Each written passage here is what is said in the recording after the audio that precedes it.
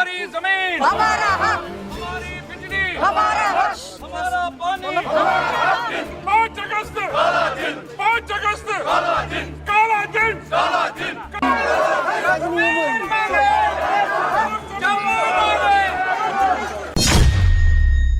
ये किसी भी सूरत में जम्मू कश्मीर के लोगों को के वास्ते जश्न का मौका नहीं है। ये हमारे वास्ते जम्मू कश्मीर के लोगों के वास्ते 1 करोड़ 40 लाख लोगों के वास्ते एक मातम का दिन है, वावेला का दिन है। ਜੰਮੂ ਕਸ਼ਮੀਰ ਨੂੰ ਸੂਬੇ ਦਾ ਦਰਜਾ ਬਹਾਲ ਕਰਨ ਦੀ ਮੰਗ ਨੂੰ ਲੈ ਕੇ ਕਾਂਗਰਸ ਨੈਸ਼ਨਲ ਕਾਨਫਰੰਸ ਅਤੇ ਪੀਡੀਪੀ ਵਰਕਰਾਂ ਨੇ ਅੱਜ ਸੜਕਾਂ ਉੱਤੇ ਉਤਰ ਕੇ ਪ੍ਰਦਰਸ਼ਨ ਕੀਤਾ। ਇਹ ਵਿਰੋਧ ਪ੍ਰਦਰਸ਼ਨ ਧਾਰਾ 370 ਦੇ ਤਹਿਤ ਸਾਬਕਾ ਰਾਜ ਦਾ ਵਿਸ਼ੇਸ਼ ਦਰਜਾ ਖਤਮ ਕਰਨ ਅਤੇ ਇਸ ਨੂੰ 2 ਕੇਂਦਰ ਸ਼ਾਸਿਤ ਪ੍ਰਦੇਸ਼ਾਂ ਵਿੱਚ ਵੰਡਣ ਦੀ 6ਵੀਂ ਵਰ੍ਹੇਗੰਢ ਉੱਤੇ ਕੀਤਾ ਗਿਆ। ਤਿੰਨਾਂ ਪਾਰਟੀਆਂ ਨੇ ਜੰਮੂ ਸਥਿਤ ਆਲ ਪਾਰਟੀਜ਼ ਯੂਨਾਈਟਿਡ ਮੋਰਚਾ ਦੇ ਨਾਲ ਮਿਲ ਕੇ 2019 ਵਿੱਚ ਸੂਬੇ ਦੀ ਗਿਰਾਵਟ ਦੀ ਨਿੰਦਾ ਕਰਦਿਆਂ 5 ਅਗਸਤ ਨੂੰ ਕਾਲੇ ਦਿਵਸ ਵਜੋਂ ਮਨਾਇਆ। ਪ੍ਰਦੇਸ਼ ਕਾਂਗਰਸ ਕਮੇਟੀ ਦੇ ਕਾਰਜਕਾਰੀ ਪ੍ਰਧਾਨ ਰਮਨ ਭੱਲਾ ਨੇ ਸਾਬਕਾ ਮੰਤਰੀ ਲਾਲ ਸਿੰਘ ਅਤੇ ਤਰਨਜੀਤ ਸਿੰਘ ਟੋਨੀ ਨਾਲ ਮਿਲ ਕੇ ਸ਼ਹਿਰ ਦੇ ਮੱਧ ਵਿੱਚ ਤਵੀ ਪੁਲ ਉੱਤੇ ਆਖਰੀ ਡੋਗਰਾ ਸ਼ਾਸਕ ਮਹਾਰਾਜਾ ਹਰੀ ਸਿੰਘ ਦੇ ਬੁੱਤ ਕਰੇਨ ਦੀ ਵਰਤੋਂ ਕਰਕੇ ਮਾਲਾ ਪਹਿਨਾਈ। ਭੱਲਾ ਨੇ ਪ੍ਰਦਰਸ਼ਨ ਦੀ ਅਗਵਾਈ ਕਰਦੇ ਹੋਏ ਪੱਤਰਕਾਰਾਂ ਨੂੰ ਕਿਹਾ ਕਿ ਅੱਜ ਦਾ ਕਾਲਾ ਦਿਵਸ ਪ੍ਰਦਰਸ਼ਨ ਇਸ ਇਤਿਹਾਸਕ ਡੋਗਰਾ ਰਾਜ ਦੇ ਮਾਣ ਅਤੇ ਸ਼ਾਨ ਨੂੰ ਬਹਾਲ ਕਰਨ ਦੀ ਮੰਗ ਨੂੰ ਲੈ ਕੇ ਸਾਡੀ ਮੁਹਿੰਮ ਦਾ ਹਿੱਸਾ ਹੈ, ਜਿਸ ਨੂੰ ਭਾਜਪਾ ਨੇ 5 ਅਗਸਤ 2019 ਨੂੰ ਤਬਾਹ ਕਰ ਦਿੱਤਾ ਸੀ। ਪਾਰਟੀ ਦੇ ਜੰਮੂ ਕਸ਼ਮੀਰ ਦੇ ਮੁੱਖ ਬੁਲਾਰੇ ਰਵਿੰਦਰ ਸ਼ਰਮਾ ਨੇ ਕਿਹਾ ਕਿ ਭਾਜਪਾ ਨੇ ਲੋਕਤੰਤਰੀ ਢੰਗ ਨਾਲ ਚੁਣੀ ਗਈ ਸਰਕਾਰ ਨੂੰ ਕਮਜ਼ੋਰ ਕੀਤਾ ਹੈ ਅਤੇ ਉਪ ਰਾਜਪਾਲ ਮਨੋਜ ਸਿਨਹਾ ਦੇ ਦਫ਼ਤਰ ਤੋਂ ਰਿਮੋਟ ਕੰਟਰੋਲ ਰਾਹੀਂ ਕੰਮਕਾਜ ਚਲਾ ਰਹੀ ਹੈ। ਉਨ੍ਹਾਂ ਕਿਹਾ ਕਿ ਪਿਛਲੇ ਸਾਲ ਸੁਪਰੀਮ ਕੋਰਟ ਦੇ ਨਿਰਦੇਸ਼ਾਂ ਉੱਤੇ ਵਿਧਾਨ ਸਭਾ ਚੋਣਾਂ ਹੋਈਆਂ ਸਨ, ਪਰ ਲੋਕਾਂ ਵੱਲੋਂ ਚੁਣੀ ਹੋਈ ਸਰਕਾਰ ਨੂੰ ਕੰਮ ਕਰਨ ਦੀ ਇਜਾਜ਼ਤ ਨਹੀਂ ਹੈ। ਉਹ ਚੋਣਾਂ ਹਾਰ ਗਏ ਹਨ, ਪਰ ਅਜੇ ਵੀ ਉਪ ਰਾਜਪਾਲ ਦਫ਼ਤਰ ਰਾਹੀਂ ਸਰਕਾਰ ਚਲਾ ਰਹੇ ਹਨ ਅਤੇ ਦੋਹਰੇ ਸ਼ਾਸਨ ਦੇ ਨਤੀਜੇ ਵਜੋਂ ਲੋਕ ਦੁਖੀ ਹਨ। ਉਨ੍ਹਾਂ ਕਿਹਾ ਕਿ ਸੁਪਰੀਮ ਕੋਰਟ ਨੇ ਜੰਮੂ ਕਸ਼ਮੀਰ ਨੂੰ ਜਲਦੀ ਤੋਂ ਜਲਦੀ ਰਾਜ ਦਾ ਦਰਜਾ ਬਹਾਲ ਕਰਨ ਦੇ ਹੁਕਮ ਦਿੱਤੇ ਹਨ, ਪਰ ਹੁਕਮ ਦੇ 10 ਮਹੀਨੇ ਬਾਅਦ ਵੀ ਕੇਂਦਰ ਰਾਜ ਦਾ ਦਰਜਾ ਬਹਾਲ ਕਰਨ ਤੋਂ ਝਿਜਕ ਰਿਹਾ ਹੈ। ਉਨ੍ਹਾਂ ਕਿਹਾ ਕਿ ਸਾਡੀ ਰਿਆਸਤ ਸਾਡਾ ਹੱਕ ਤਹਿਤ ਪੂਰਨ ਰਾਜ ਦਾ ਦਰਜਾ ਬਹਾਲ ਕਰਨ ਦੀ ਸਾਡੀ ਮੰਗ ਸਮਰਥਨ ਜੁਟਾਉਣਾ ਅਤੇ ਭਾਜਪਾ ਦਾ ਪਰਦਾਫਾਸ਼ ਕਰਨਾ ਜਾਰੀ ਰੱਖੇਗੀ। जम्मू कश्मीर को न सिर्फ 2 हिस्सों में बांटा गया बल्कि दोनों हिस्सों को डिग्रेड भी किया गया, तो ये किसी भी सूरत में जम्मू कश्मीर के लोगों को के वास्ते जश्न का मौका नहीं है। ये हमारे वास्ते जम्मू कश्मीर के लोगों के वास्ते 1 करोड़ 40 लाख लोगों के वास्ते एक मातम का दिन है, वावेला का दिन है।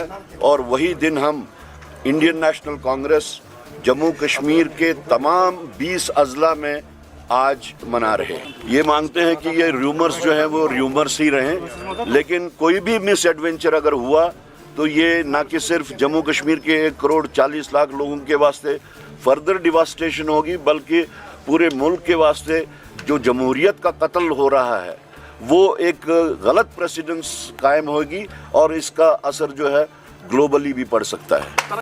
ਹੁਣ ਅਸੀਂ 9 ਤੋਂ 21 ਅਗਸਤ ਤੱਕ ਲੜੀਵਾਰ ਭੁੱਖ ਹੜਤਾਲ ਕਰਨ ਜਾ ਰਹੇ ਹਾਂ, ਇਸ ਉਮੀਦ ਨਾਲ ਕਿ ਭਾਜਪਾ ਸੰਸਦ ਦੇ ਚੱਲ ਰਹੇ ਮੌਨਸੂਨ ਸੈਸ਼ਨ ਦੌਰਾਨ ਜੰਮੂ ਕਸ਼ਮੀਰ ਨੂੰ ਰਾਜ ਦਾ ਦਰਜਾ ਬਹਾਲ ਕਰੇਗੀ। ਕਾਂਗਰਸ ਨੇ ਸਾਰੇ ਜ਼ਿਲ੍ਹਾ ਹੈੱਡਕੁਆਟਰਾਂ ਉੱਤੇ ਇਸੇ ਤਰ੍ਹਾਂ ਦੇ ਪ੍ਰਦਰਸ਼ਨ ਕੀਤੇ। ਰਾਜੌਰੀ ਵਿੱਚ ਰੈਲੀ ਕੱਢਣ ਦੀ ਪਾਰਟੀ ਵਰਕਰਾਂ ਦੀ ਕੋਸ਼ਿਸ਼ ਨੂੰ ਪੁਲਿਸ ਨੇ ਨਾਕਾਮ ਕਰ ਦਿੱਤਾ ਅਤੇ ਵਿਧਾਇਕ ਇਫਤਿਖਾਰ ਅਹਿਮਦ ਅਤੇ ਕਈ ਹੋਰਾਂ ਨੂੰ ਕੁਝ ਸਮੇਂ ਲਈ ਹਿਰਾਸਤ ਵਿੱਚ ਲੈ ਲਿਆ। ਸੱਤਾਧਾਰੀ ਨੈਸ਼ਨਲ ਕਾਨਫਰੰਸ ਦੇ ਵਰਕਰਾਂ ਨੇ ਸੂਬਾ ਪ੍ਰਧਾਨ ਰਤਨ ਲਾਲ ਗੁਪਤਾ ਦੀ ਅਗਵਾਈ ਵਿੱਚ ਜੰਮੂ ਵਿੱਚ ਰੈਜ਼ੀਡੈਂਸੀ ਰੋਡ ਉੱਤੇ ਪਾਰਟੀ ਹੈੱਡਕੁਆਟਰਾਂ ਦੇ ਬਾਹਰ ਪ੍ਰਦਰਸ਼ਨ ਕੀਤਾ। ਜਦੋਂ ਪੁਲਿਸ ਨੇ ਉਹਨਾਂ ਨੂੰ ਰੋਕਿਆ ਤਾਂ ਪ੍ਰਦਰਸ਼ਨਕਾਰੀਆਂ ਨੂੰ ਆਪਣਾ ਮਾਰਚ ਰੱਦ ਕਰਨਾ ਪਿਆ ਅਤੇ ਉਹਨਾਂ ਨੂੰ ਪਾਰਟੀ ਦਫ਼ਤਰ ਵਾਪਸ ਜਾਣ ਲਈ ਮਜਬੂਰ ਹੋਣਾ ਪਿਆ। ਪੀਡੀਪੀ ਵਰਕਰਾਂ ਨੇ ਸ਼ਹਿਰ ਦੇ ਗਾਂਧੀ ਨਗਰ ਇਲਾਕੇ ਵਿੱਚ ਪਾਰਟੀ ਹੈੱਡਕੁਆਟਰਾਂ ਦੇ ਬਾਹਰ ਪ੍ਰਦਰਸ਼ਨ ਕੀਤਾ। इलीगल एब्रोगेशन जम्मू कश्मीर का जो अपना कॉन्स्टिट्यूशन था, झंडा था, आईन था, उसको हमसे छीना। हमसे अक्सर इन 6 सालों पूछा गया है यहाँ नॉर्मलसी आई है, यहाँ क्या बदलाव आया है, तो आप देख रहे हैं यहाँ ये बदलाव आया है कि हम एक लीगल पार्टी हैं, हम एक जमात से बिलोंग करते हैं। 6 साल बाद भी हमें प्रोटेस्ट करने नहीं दिया जा रहा है। 6 साल पहले भी ऐसे ही हमें नजरबंद किया गया था। जो जम्मू कश्मीर के तमाम लोग हैं, जमातें हैं, पार्टीज हैं, आम लोग हैं, उनको बंद किया गया और बंद करने के बाद पार्लियामेंट में, इंडियन पार्लियामेंट में 370 अपना मोबाइल बंद करें प्लीज, 370 हटाया गया और आज 6 साल बाद आप बदलाव देखिए, यहाँ कोई बदलाव नहीं है।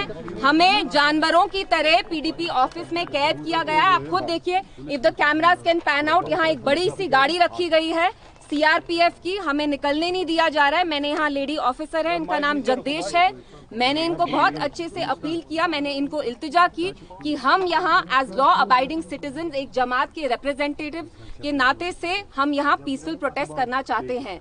तो मीडिया अक्सर हमसे यही सवाल पूछती है, जम्मू कश्मीर में क्या बदला? कुछ नहीं बदला। हम सब जानते हैं एक हफ्ते से यहाँ कितने रूमर्स चल रहे हैं कि शायद जम्मू को अब अलग किया जाएगा, साउथ कश्मीर से जुड़ा के उनको स्टेटहुड दिया जाएगा। लेकिन आप देखिए, जम्मू कश्मीर के लोगों को आज भी कोई हकूक नहीं दे रहे, कोई भी यहाँ फंडामेंटल राइट्स नहीं है। यहाँ पे ये दावा किया गया 2019 के बाद कि इंडियन कॉन्स्टिट्यूशन यहाँ लागू होती है। मुझे बताइए, गांधी जी की ये इंडियन कॉन्स्टिट्यूशन, अंबेडकर साहब की ये इंडियन कॉन्स्टिट्यूशन का कौन सा यहाँ लॉ अप्लाई किया जा रहा है, इम्प्लीमेंट किया जा रहा है? Our fundamental right to speak, our fundamental right to peacefully protest, we are all being stripped of that. हमसे हमारा स्पेशल स्टेटस ही नहीं छीना गया। जम्मू कश्मीर के लोगों से उनका झंडा, कानून और आईन नहीं छीना गया, उनसे उनकी आवाज छीनने की कोशिश की जा रही है, एंड ये हमें कभी भी मंजूर नहीं है।